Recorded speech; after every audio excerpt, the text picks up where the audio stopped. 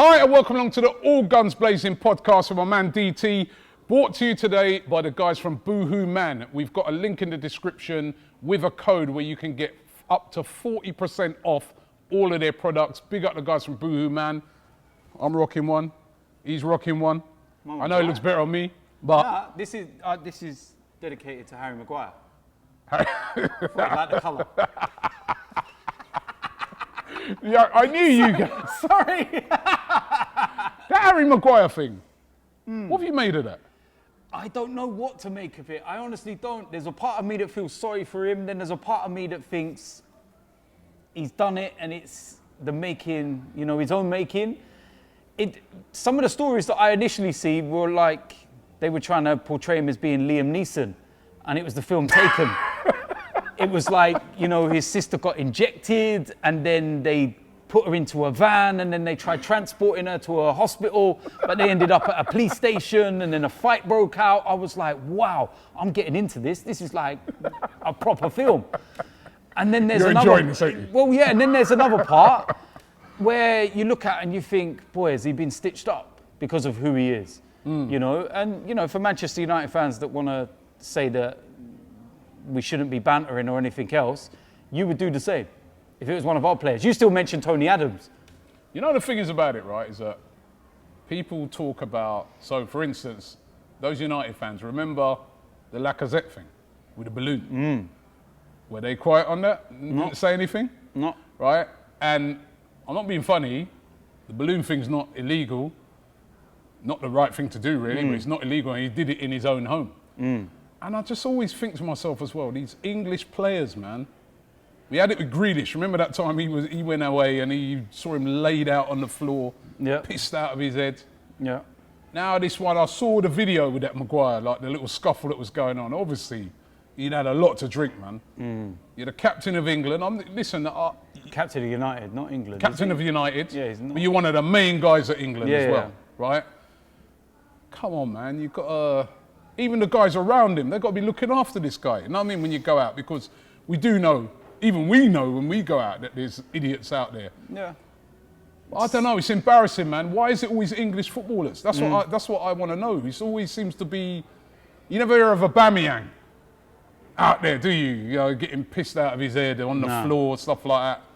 You never hear of, it's never any of the, it's not really the foreign players, is it? It's always the English players. It seems to be, but I look at the situation and I don't know what to make of it. Like I said, I don't think that we can comment. I'll tell you what to make of it. Well, yeah. He got found guilty. And if that was you, right, if that happened to you, let's just say, right, there'd be nobody saying, well, what about this part of it? And all they'd be saying is you were found guilty. Yeah. You got a 3-year suspended sentence. That's serious. It is. When I looked at the allegations. That's serious. And if you...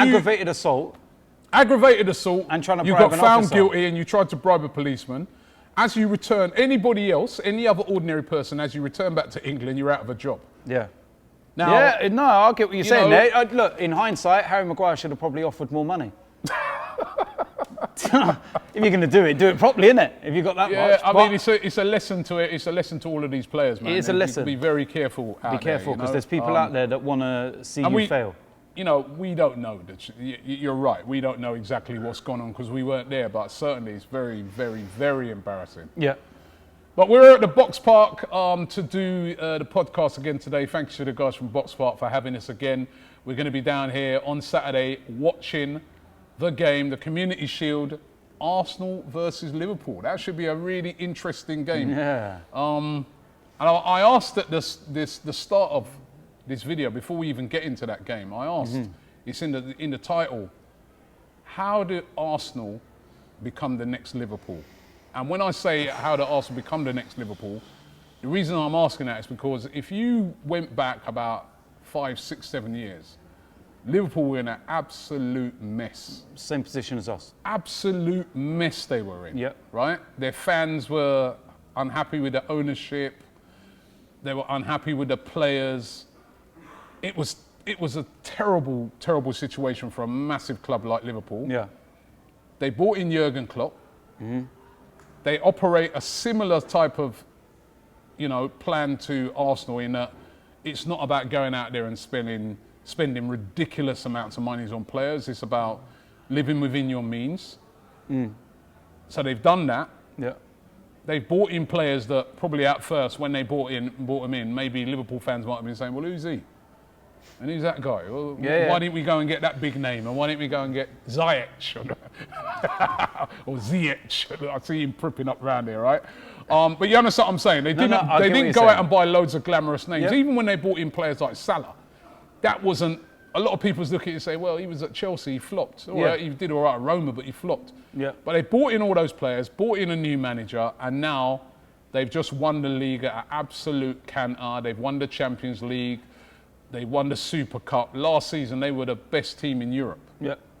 How can Arsenal, who are in a similar situation now, how can we do what Liverpool did? We need to be very smart with our transfers. We need them to work, first and foremost, because, you know, you can buy anyone. Don't matter who it is, whoever might possibly buy Lionel Messi, for example. With the amount of outlay they're going to play, it might not work. You never know. No, that'll work. No, but you get what I'm saying. You never know. Well, look, you've only got to look at Barcelona and look. They got beat 8-2, and they had Griezmann in the team. They've got, you know, all these superstar players. One of their players comes back and scores 2 goals against them. Exactly. So we need to be smart. Liverpool have spent within their means because they managed to sell the likes of Coutinho and generate the money to spend. We need to be smart. We need to get certain players off wage bill.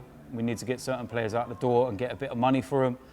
And then we need to add to what we already have. And I feel that in Mikel Arteta, we've got a manager that can clearly take us forward. And if you want to compare season by season, so far, Mikel Arteta has had a better start to life at Arsenal than Jurgen Klopp did to Liverpool. And that's facts. Because Jurgen Klopp, when he first took over Liverpool, it was at the start of a season, they'd already started. So you kind of got to give that season as a bye, so to speak. But he had longer than what Mikel Arteta did. That season, they finished 8th. Same as what Arsenal have just done, finished 8th. And then after that is when you then look and say about the building and the progression. And what he did was he got rid of the players that he didn't want. And for a couple of years, there were clear parts of Liverpool that needed strengthening. Defence, goalkeeper. I remember they used to have like Moreno at the back. They had, what's his name? What's the name of the, Mignolet. Mignolet in goal. Mignolet in goal. And even at a point, even recently, they had Karius.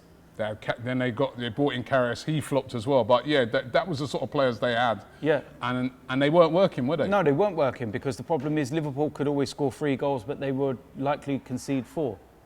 So it was never working. So they went and used the Coutinho money. There was a little bit of uproar beginning because no one wanted Coutinho to go. What kind of ambition did the club have if they're selling one of their best players, etc., etc.? They brought in Virgil van Dijk and they brought in Alisson. Those 2 players alone have completely transformed Liverpool. All of a sudden, you've got a number one. But even before we got to that, right? The signing of Salah. Oh, yeah, they were right? smart. As I said, smart. That signing, when they made him, nobody was really thinking he was going to do what he was going to. I remember laughing. He'd had a good. I laughed. I laughed. I remember laughing because he'd had a good. He had a good couple of years at Roma. Initially, your first thought will be, being in the Premier League, failed. It's easier in the Italian league. It's a lot slower pace. He'll come back to England and he'll struggle again. That's your first thought.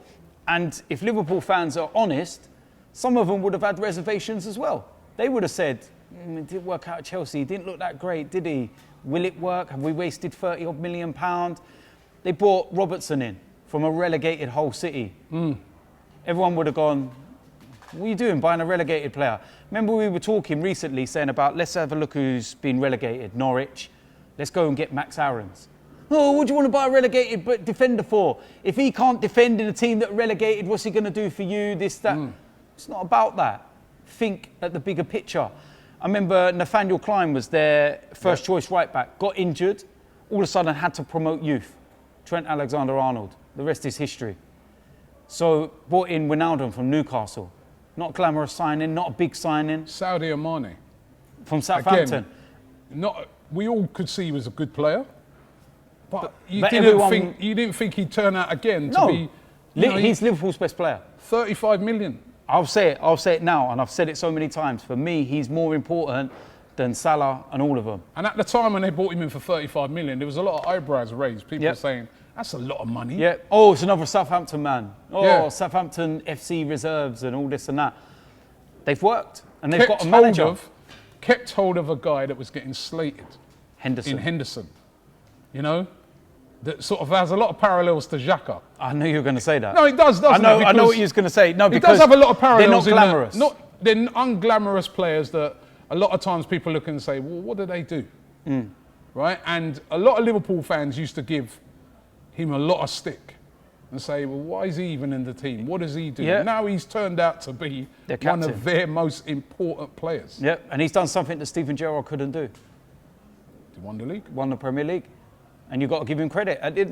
There was a point where Henderson was on his way to Fulham in a swap deal with Clint Dempsey. And he turned around and went, no, I don't want to do it now. I want to knuckle down. I want to try and get it. I remember as well when he was made captain and all the comparisons of you've gone from this to this. Kenny Dalglish. And I've laughed. Even I've laughed. I've gone, you look at the history and you've got the likes of Kenny Dalglish and Hansen and all these great players from years gone by to Steven Gerrard that single-handedly turned around that Champions League final against AC Milan and stuff. And then you've got Jordan Henderson. And everyone mocked it. But now, they're one of the best. And I just think that there are a lot of parallels because when Jurgen Klopp first came in, and I think the big difference obviously between Jurgen Klopp and Arteta is that obviously Jurgen Klopp's proven manager, won Bundesliga and stuff like that. But when he first came in, one of the first things he spoke about was unifying this great club. He was like, this great club, Liverpool, traditional club. Yep. I want to unify it. And I remember he got mocked. Remember that time when he took all the players over and they were going like that, like what they do in the Bundesliga. Yeah, and people were laughing at him and saying, what kind of idiot is he doing? You know what I mean? You're almost like you're celebrating when you hadn't even won the game. But his plan was, he wanted to unify the team and build a bond with them between them and the fans. Yep. Arteta come in, he said there's a lot of the same sort of things, isn't it? He's like, this is a huge club, Arsenal. If you don't want to play for this club, if I have to tell you twice, when I'm ringing you up to try and bring you in, if I have to be overselling it to you, then, you don't understand. You're not what we want because... And I like what Mikel Arteta is saying, and at the end of the day, everything he says is what you expect a manager to say, but he's delivering on what he's saying. He's talk with it, isn't he? He is, and he's made it clear that if you don't act a certain way, you're gone. And he showed that with Mesut Ozil, Guendouzi, etc. He's showing that if you can knuckle down and change the way you were, you'll get an opportunity. Granit Xhaka, Maitland-Niles that came in. So you're looking at all of that and you're saying, yeah, he's doing everything that we need to see and hear. And I see people mocking some things that he was saying to Willian apparently when we signed him. That he's brought Willian in and he said, we're not just going to get in the Champions League, we want to win it within 3 years. Yeah, that might be laughable, but I'd rather my manager turn around and say, we're going to win the Champions League within 3 years, that's our aim, than go, well, we'll get back in the Champions League and yeah, we'll see how we go. Or I like a manager that's putting his neck on the line and saying, yeah, this is what I want to do. And going with it, with conviction and authority. And you look at him on the touchline, the players respond to him, the players respect him. He's changed so much since December, it's unreal. It's unreal what he's changed. If Mikel Arteta had never took over, Aubameyang would have gone. Xhaka would have gone in January. We would have probably not been linked or signing the players that we're being linked and signing. We'd have been a complete mess. And we were in a mess. We're in a mess. And I think one of the things that Jurgen Klopp done, and when I look at Liverpool, and as I said, none of those signings were, up until when he got sort of Van Dijk in and Alisson, all right, when those two came, you already knew they're top quality players that he's brought. But before that, leading up to that, as part of his process, what I saw Jurgen Klopp doing was buying players that suited the system that he wanted to play. I think this is an important thing for us to remember. They suited the system. Yeah. And the system he wanted to play was a high pressing style, bags of energy, pace, fullbacks getting up the pitch. That's how he wanted to play. Yeah. I look at Mikel Arteta and I think, right, this first sort of 8 months, you got an idea how the system you want to play, but you know that you ain't got the players to play that system. Mm-hmm. So you've had to adopt a 3 at the back, 3 come 5 at the back kind of thing, because you know that the defence is not good enough. But I think he wants to play in a similar style. Yeah, I think he does. Right, he wants to play. So this summer is critical, I feel, for Mikel Arteta in stage 1 of building Arsenal, because he wants to go out and buy players that are going to suit the system, and that's probably why he bought Willian. Because if you look at Willian, even though he's 33, he's a guy who's full of energy, he's a super fit player. You know, if you look at his running stats and that at Chelsea, they were brilliant last season. He's one of the consistent players. He was the second most consistent performer for Chelsea. So any Chelsea fan that wants to sit there and keep on going on about how poor he is, just carry on. It just shows the bitterness, man. Lampard didn't want to lose him. He didn't. You're Super Frank. Oh, Super Frank. Took you from 3rd to 4th. Please don't get me started. But as I said on that, I just look at he's bringing in players that are going to suit the system. Yeah. Willian suits the system that he wants to play. Yeah. Within a budget. Because I feel that obviously Arsenal ain't got loads of money. And we need to help spend. on that left-hand side. I've had this conversation with you. I said the main 2 players that we've got on the left, because he wants to revert over more in central, is Saka and Martinelli. They're 2 kids. Martinelli's out until 2021 probably anyway. So there's half a season gone. And Saka, as we saw towards the latter part of the campaign, is that he started to burn out a bit because he's playing a lot of football. Do you know what? I reckon that he might play Willian in behind the strikers anyway. Maybe. I've just got that feeling that he might play. Dependent on who we get.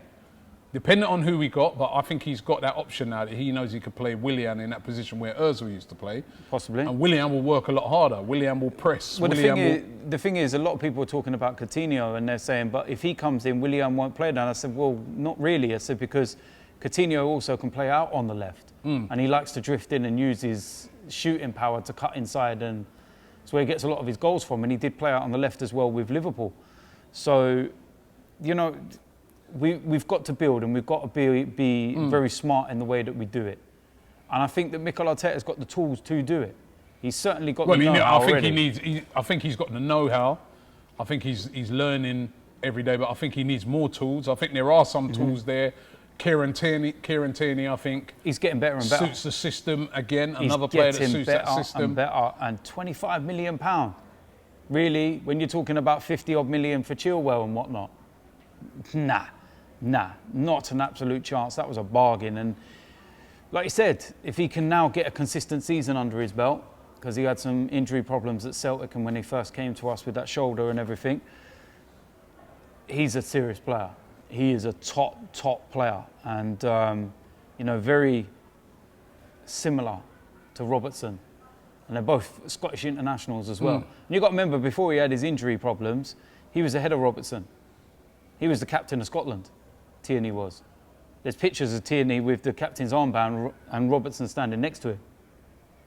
So it's injury that's held him back, and Robertson's just gone to a different level now. But that's where Tierney can go. What does Arteta need to next season get back into the top 4? What are you happy with? Let's run through the team. So goalkeeper, we're all right. We know we've got two best goalkeepers in the league. Good luck picking one of them. We've got 2 great goalkeepers, right? At the left back position, Kieran Tierney, brilliant.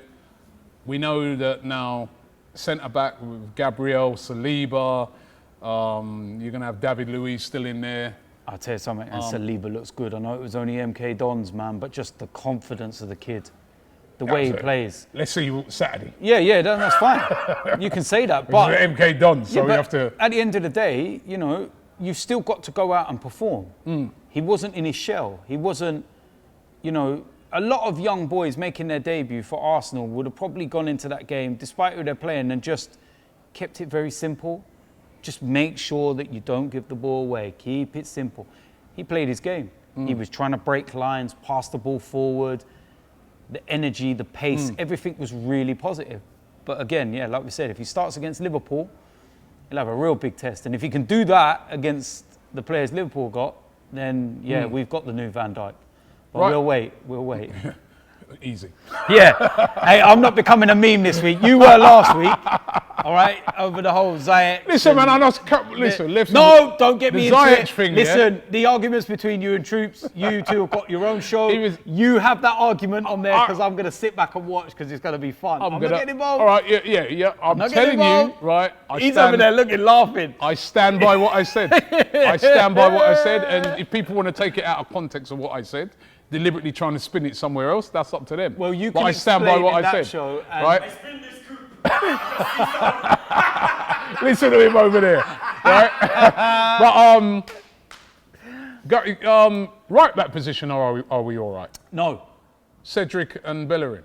Well, and Bellerin, then they're talking about getting rid of Bellerin. They're talking about getting rid of Ainsley. We've just sent Osa Tutu on loan to Cardiff, and I actually thought that he could have possibly been pushing to have a bit of a breakthrough season because he went on loan, didn't he? He went on loan to Germany last year, and he was very, very good out there. So I thought maybe, Mikel's looked at it and said, you know what, we'll keep you in England. Championship's a tough place. It's, not an easy place to play. Go there for a year, and we'll have a proper look at you. So right back, you're not happy? No, not if we're getting rid of possibly Bellerin I and Ainsley. don't understand the Ainsley one at all. Well, again, you can have that conversation with Troops because I've no doubt he's got a lot to say on that one as well. I mean, what do you think? I mean, if you get 20, 25 million for him, are you like, no, take it? I'm looking at it and I'm thinking... We know Arteta said he wanted to keep him. But did he leave it too little too late? Did he decide that he wanted to try and cement the position too late? This is the problem. Even if it's not that position, I like that we should not be selling. Yeah, I know. In my opinion, he can play right, he can play left, he can play midfield. He's one of these players that's going to divide opinion. He's 6 years old. He's been there, right? I know. And now he's there now. He's there. Why are we selling this guy? I don't get it, man. But that one is. It's going to divide opinion, and if he would have never played in the semi-final or the final, let's put this into context. If he would have never played well before that. No. But if he would have played those 2 games and performed the way that he did, you would have probably looked at it on the balance and said, "Yeah, not done enough. Yeah, we but can he did get play the money." the 2 games. Yeah, no. So you're thinking. No, but I'm not basing it games. off the 2 games because even when Bellerin came back into the team for Chelsea, there were a lot of us saying to ourselves, yes. "Why? He's been playing. He's been playing well." But then what transpired after that? What transpired after that? The reason why he was taken out of the side because he made it clear he didn't want to play there. No, I think and then a little while after that, he then made it known. Oh, you know what? I will. What I would have liked. Look. Is that? You look at. Do you know what? Do you know what I was told about that? Right, by somebody close to his camp. Said he was asked in an interview. Right, what's your preferred position? And he said, my preferred position, I like playing midfield, but the manager asked me to play right back. I'm cool with that. Then it was taken completely out and said, I don't know, man. I don't know, man. It's difficult. I wouldn't be selling him. I really wish that he would have taken the opportunity with both hands when he did. I'm not comparing the 2 players right now, so please don't get this twisted in that sense, right? But I look at the start of this season. There was an unknown boy at Bayern Munich called Alphonso Davies. And wasn't starting, wasn't in the team.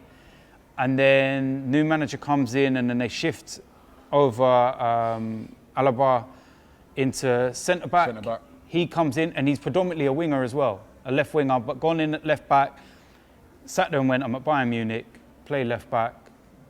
Got his head down, did it? He's now one of, if not arguably, the best left-back in world football and European champion. And like I said, don't think that I'm trying to compare the 2. What I'm trying to compare is the way that one handled the situation to the other, where Ainsley never felt... I always got this feeling like Ainsley never really believed that he was a right back and that... Yeah, but the new manager's come in. I know, yeah, but you say that, but from the beginning... The new manager said, I believe in you, but you go out there and... He didn't at first. No. But he's worked his way. Yeah. And then the and new manager said, right... It will cause, so to me, it will cause divide, man. We've done all that work to get him to where he is now. I just don't understand why we're selling him, but it is what it is. You happy with so midfield, Xhaka? We still need Thomas Partey. All day. It'd be our deal to be done. Listen, mate, I tell you, we signed him, man. You know what song's coming on, man? I don't care if I get copywritten off YouTube either. It's coming on, man. Party after party. Hey, do you know what I mean? I'm getting on it, mate. I'm getting involved, mate. That's if we sign it, to get done. Well, it is easy. Go pay the release clause. £45 million, a lot of money for Arsenal. You make it sound like that's a lot of money. That's like me asking you for a pay rise. Come on, man. It's Arsenal right now. Come on, that's not a lot of money. Is that a lot of money? 45 million? 45 million right now for Arsenal. How many, apart from Chelsea at the moment, nobody is really spending that type of money at the moment. All right, well, if you look at, we sell the players that we're looking to sell. We sold Ainsley apparently we've refused 20. So if we got 25 and then we got Kolasinac out the door, which apparently there's a bidding war going over it. Loan deal.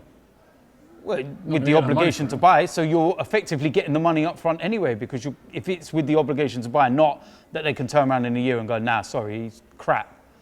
All right, then you've got the money there. The club have the money.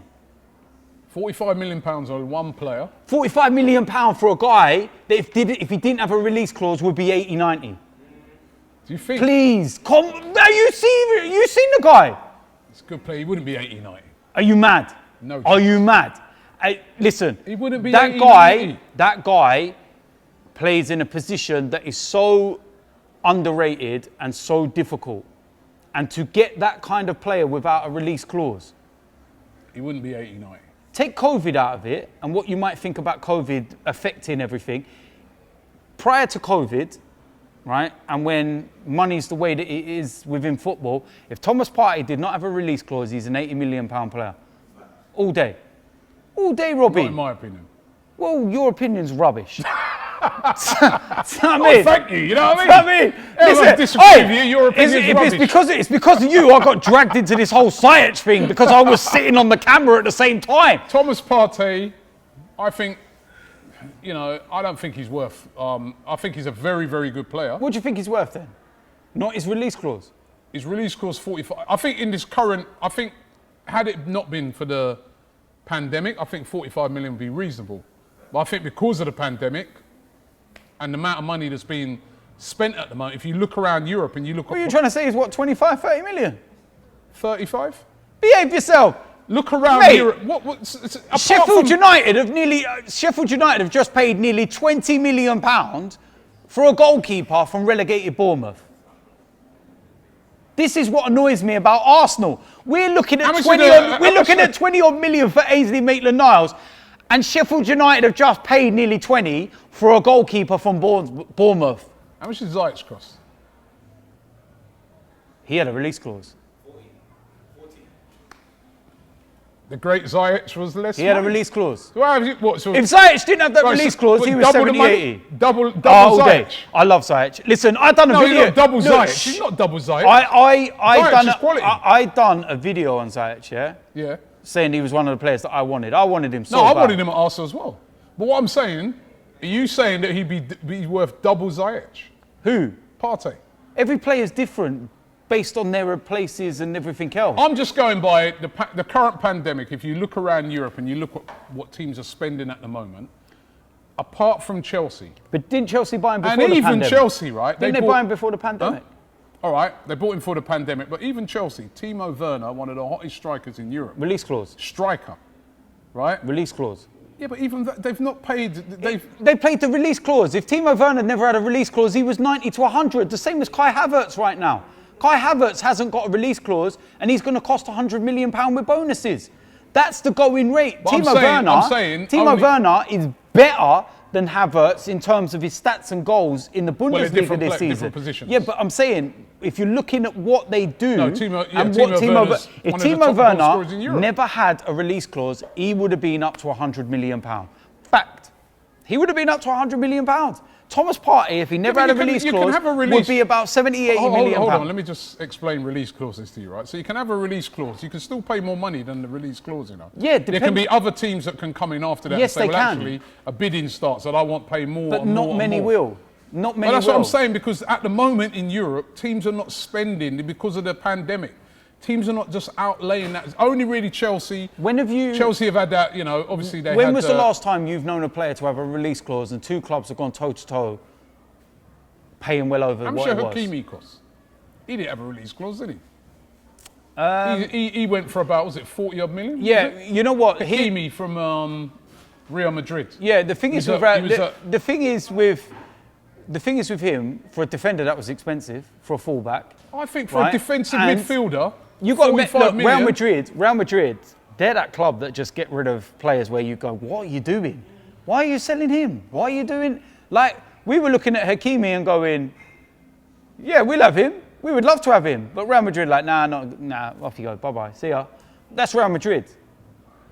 They're a different kettle of fish. And it's... Yeah, I think... I'm telling you. Do you know what we're going to do? You know what we're going to do? No, we're not doing a poll. We're doing a poll. I just look at it and I just think Partey, what's Partey? I think he's 27. Prime. Right? Prime year. I had 90 million for Partey, no chance. I never said 90. No, you said without a release clause, you'd have been about 90. No, you got 70, 80 now. You said 90. I said 80. But I say 70, 80. He's not worth 80, man. What's he done? He's a good player. He's a very, very good player. Have you I'd not love seen to him? see him at Arsenal. Have you not seen him? I'd love to see him at Arsenal. Have you not seen him? Yeah, I've seen him. Did you not see him in the Champions League against Liverpool? He didn't even play in the Europa League semi-final, did he? I'm not talking about that. I'm talking about the performance that he put in at Anfield. It's quality. I want to see him at Arsenal, but I'm just saying that the sort of money, that sort of money at this moment in time is just not around at the moment. Teams are not paying that sort of money. 45 million. That's why Arsenal are reluctant 45 million for a Thomas Partey is peanuts. We're talking about Liverpool. Remember what we were saying, right? To become the new Liverpool, right? They were very smart in their spending. Yeah. So look, you say that, Robbie. And we've got a pandemic going on at the moment. I'm going to pull you up on this, right? How much did they pay for Alisson? What was Alisson? Was he 90? Was he 80? 80, 90? Right? They spent that much money on a goalkeeper that had one good season. No, he had one good season at Roma, and the year before that, he couldn't even get in the team ahead of Szczesny. The only reason why he got into Roma's team was because Juve signed Szczesny. He was second choice to Szczesny. He had one standout season at Roma. One.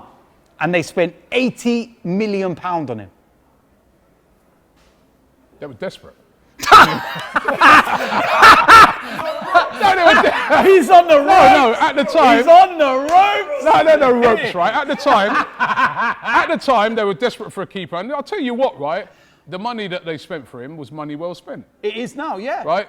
That so was what I'm saying to you, it was 45 for Partey will be money well spent. I'm just saying. You're rocking on them ropes now. No, listen. I'm not saying it won't be. You're missing the point, right? I'm not saying that it won't be money well spent. I'm just saying that at this current moment in time, the current climate that we're in. I don't care what climate we're in. No, but you have to. No, you don't. We're laying off 55 members of staff and things like that. You know, the money to that sort of money that at Arsenal at this moment in time. Robbie, is not there. I've had this conversation with you. One of the reasons why we're laying off 55 people is because we now need to start investing money in the playing side because, like it or not, we're a football club, all right? We don't win trophies for having the best burger. Yeah? We win that's very nice to the 55 people. No, but I'm being serious. They make burgers. No, because... Come on. No, I'm not. I'm just trying to put it into context that we need to invest in the team for the rest to grow. So we need to take the step back to take two forward at the moment. And the problem is that ultimately what makes Arsenal bigger as a whole off the pitch is what happens on it. So you've got to invest on it. Okay, so we get Partey, and then what? Hopefully we're going to bring back Ceballos? And I'll bring Ceballos back all day long. And I think having a loan with the obligation to buy him at the end of that time will be beneficial. And then the players up front, you happy with at the moment? We've got to buy one or two. Either the lad from Lyon, which is just a dream, absolute, just if we signed him. Where? Hossein Aouar? I know, but he's going Aouar. Aouar. So he's the dream, or Coutinho. if we, you know, Gabriel, Saliba's come in with the goalkeepers we have. If Partey come in, and then you've got Ceballos back, Xhaka and everything else, and you've got the young players coming through. You've got Oba, who I think could be the most important signing of the whole summer. Yeah, that's a debate as to whether we will keep him or not. Would you keep Laka? I think he's important, but you know, it's what the club are going to do. Who's more important, Oba or Laka? Oba. They're both in my opinion. Yeah, of course, they're both Aubameyang's important. Don't I get think me they're both wrong, important. but if you had to make the choice, I think 99% of the Arsenal fan base would say Oba, and his goal-scoring record proves why. And if you sell Lacazette to me, then you have to go and buy another striker.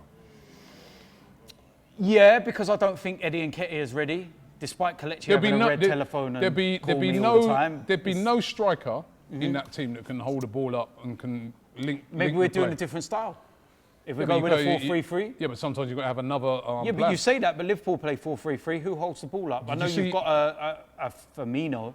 Have another plan. Did you see City, right, the other day? That's what they didn't have. They didn't have another plan. Yeah. That's why they got knocked out. Maybe so. Look, we don't look. There's certain areas of the team, right? I think some of us might also forget that we're not building this team to challenge now. We're not going to challenge for the Premier League this season. I would love us to. I'd banter everyone off by just saying that we're going to challenge for the league. Reality is, we all know we're not going to challenge for the league. We're a million miles away from Liverpool. Even if we win here on Saturday, we're still not going to win the league. We're not going to challenge Liverpool for the title. But this is the first stepping stone to build to challenge for Liverpool. Can we become the new Liverpool? We can do. Why not? I've told you already. How long will it take? About 4 years. I think that's what it took Liverpool. Sound like Trump. 4 more years. We've got the same initials. You have got the same initials. Do you know what I mean? You've got the same initials. At the end of the day, you're very similar in many ways. Listen, we've got the same motto: make Arsenal great again. Come on, now. Do you know what I mean? It's like even Truth's got to agree with that one. He's 4 like, years. yeah, you know what? But no, look, I remember mocking Jurgen Klopp after 3 years and saying he ain't won anything. And at the end of the day, he didn't. But it was all part of the process. And the people within Liverpool were the ones that weren't wavering. They were like, nope, we stick with our manager's plan. We know where we're going. We know what we're doing. And it's come to fruition. They've won the Champions League. They've won the Premier League, finally, which is their holy grail. And, you know, World Club champions and everything else. And they're one of the best teams in the world right now. It's as simple as that. Hold your hands up. They are. And, you know, that's where we want to go. And can we do it? Yeah, we can. And the one thing I said to you is that when Jurgen Klopp come in, that first season, not first full season, when he came in part way through, they finished 8th, and all that will be remembered is him celebrating a draw against West Brom. Mikel Arteta came in less time, 28 games, and won a trophy. So if you want to compare the two of them, Arteta's had a better start to life at Arsenal than Jurgen Klopp did at Liverpool. And that's facts. Right. Game on Saturday, up against Liverpool. Interesting. Of course, we played Liverpool just for the end of the season, beat them at home. Yeah. Good win, 2-1. Can we beat them again? Yeah, we can. But I think Liverpool got a bit of an advantage. I think they're a week ahead of us. Yeah, because I think that where we had to... They played more friendlies, haven't they? Yeah, well, they were out in Austria, was it? Yeah, Austria. And so they were out there. Stuttgart, they beat them 3-0, I think. They drew 2-2 with Salzburg. Yeah, that was a really interesting game. But what I will say about Liverpool is that it might only be a week, but that extra week goes a long way. The players would have all been together. We've still got just players returning from holiday, now. Like, the result on Saturday is not going to be the be-all and end-all of the season. The season starts in 2 weeks' time. But Liverpool have had that extra week. They've had a chance to regroup, to look at things and work and tweak and whatnot. And I'm hoping Virgil van Dijk's out. Does it put down a marker if you win the Community Shield? No, it's... You know what? In years gone by, I would probably say so because it was normally Arsenal and Manchester United, and it was always us two challenging for the title. So you could leave that little one on them first to say, we're going to be the boys this season. But like I said to you, we're not going to challenge Liverpool for the title this season. Beating them might give us a bit of confidence going into the new season and whatnot. I mean, but it also might give a bit of false confidence. When that new season starts, we've got them we're 3 games in. Yeah, that's the big one. Away. That's the big one. Bit like last year, Robbie, isn't it? If you could turn around and say, win here Saturday and see us lift a trophy, or win at Anfield at the start of the season, what are you taking? Well, it's win at Anfield, there isn't you it? go. Exactly. It's win at That's the Anfield. most important one. The reason why it used to be called the Community Shield, is because, or like the Charity Shield, is because it's friendly, really. It's a friendly. It's a friendly. Friendly. It's the curtain raiser. Yeah, curtain raiser. And it is a friendly. And, you know, I hope that Mikel Arteta will, you know, blood some of the youngsters, give them a bit of a chance. I hope to see the likes of Saliba. I'm not sure whether we'll see Willian, because I don't know what his program is with training. And I thought maybe if he was back already, he would have featured in the MK Dons game. So I don't expect to see him. I think a lot of what we saw in that first half against MK Dons might be a similar team. I think you'll see guys like El Neni playing. And by the way, that's a brilliant goal he scored. Yeah, it was a great goal. Might raise his price to get rid of him. So you're not keeping him there? No, we're not keeping Mohamed El sideways. Look, he's a lovely guy. Really nice to talk to in real life as well, like face to face and everything. Really, really humble nice, guy. Yeah. Humble. You called Mohamed El sideways. Yeah, but, you know, can't help it. He passes sideways all the time. I'm being nice. It's a great goal, though. It's a great goal, and he will be remembered for scoring in the new camp. I got absolutely soaking that night. Remember it? But it was a great goal, great memory, and I thought he was the new hidden gem. That meme went out, didn't it? Yeah, so that's why I'm reserved in what I say now. I'll wait for a bit. But I just think that first game, I think maybe David Luiz will come in to the side. I think that Saliba will start. Tierney, I think that will be our back three. I think Saliba, Tierney, and David Luiz. I actually think that Bernd Leno will start as well. I think Martinez has only just come back in, and it's their battle's going to be brilliant this season as to who gets that. I think Ainsley will still be here. I think he'll probably play in the wing-back role. I don't know whether Hector's back or whatnot, and maybe Cedric might get in. Ainsley might play on the left, actually. I think Cedric will play. And Cedric on As the I right. said, a lot of what we saw, Aubameyang start, Xhaka. Eddie, you know, I think it'll be a similar team to that with a lot of changes. Very similar, a lot of change. Smith Rowe might get a shout in there. It'll be interesting to see what he does this season, isn't it, Smith Rowe? Yeah, because he had a really good loan spell at Huddersfield. I thought he'd done really well out there. Excellent. The Huddersfield fans were saying he was brilliant, and you know they ended up staying up. Yeah, and he was a part of that. And you know, Monaco interested in signing him at the moment. Been turned down by Arsenal. If Arsenal are turning it down, then he's obviously got to be a part of the plans. Yeah, definitely. So, I think this year as well, you might see teams retaining a lot more of their younger players because maybe. Remember, we're still going to have the same thing with 5 subs. You need big squads now. Yeah. There's lots of games coming at you in a really short period of time.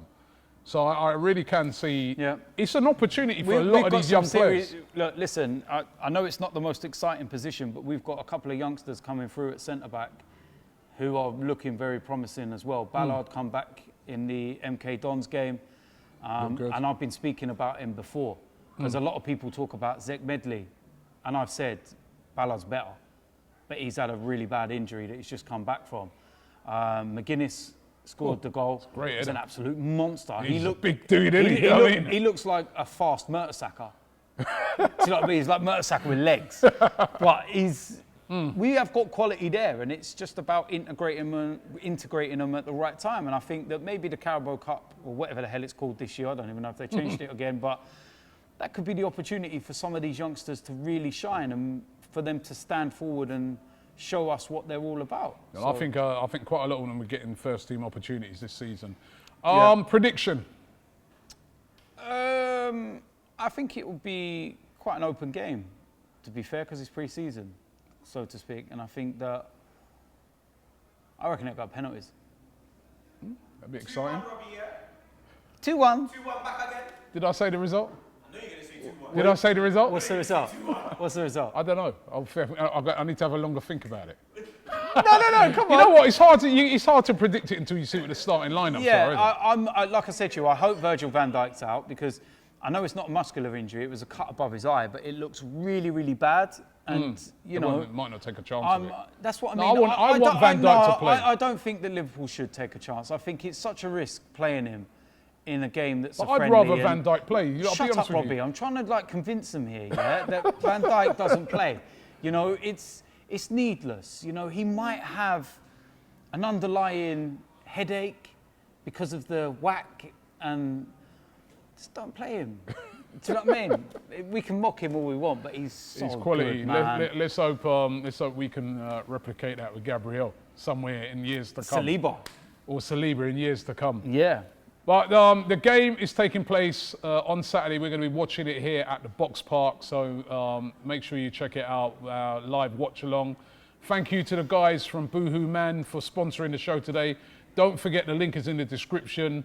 If you want to get that code to get 40% off, up to 40% off their gear. They've got some excellent stuff, the website, check it out. But thanks for watching the show, and we look forward to the curtain raiser, as DT says, when we take on Liverpool in the Community Shield.